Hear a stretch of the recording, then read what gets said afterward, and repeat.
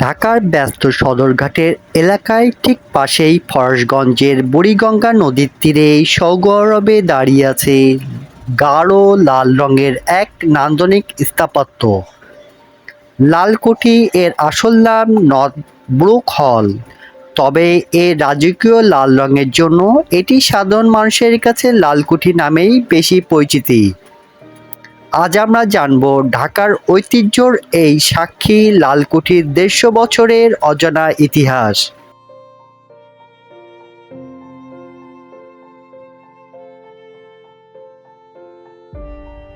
এই ভবনের নির্মাণ শুরু হয় ১৮৭৪ সালে ভারতের তৎকালীন ব্রিটিশ গভর্নর জেনারেল জর্জ বারিং বা লর্ড নর্থ ব্রুকের ঢাকা সফরকে স্মরণীয় করে রাখতে এটি একটি টাউন হল হিসেবে নির্মিত হয়।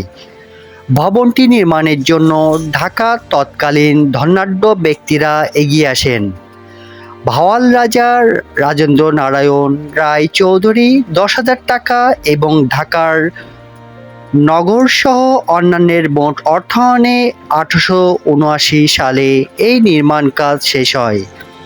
১৮৮০ সালের ২৫শে মে তৎকালীন ঢাকার কমিশনার এর উদ্বোধন করেন।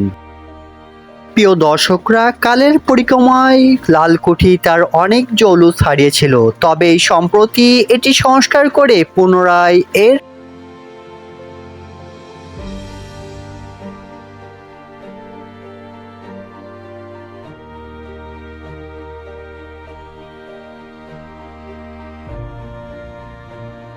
পুরনো রূপ ফিরিয়ে আনা হয়েছে।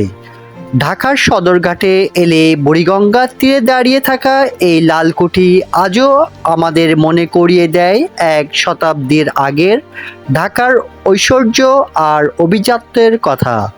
ভিডিওটি ভালো লাগলে চ্যানেলটি সাবস্ক্রাইব করতে ভুলবেন না। আপনাদের যদি এই জায়গা নিয়ে কোনো ব্যক্তিগত স্মৃতি থাকে তবে কমেন্ট করে জানাতে ভুলবেন না। ধন্যবাদ সকলকে।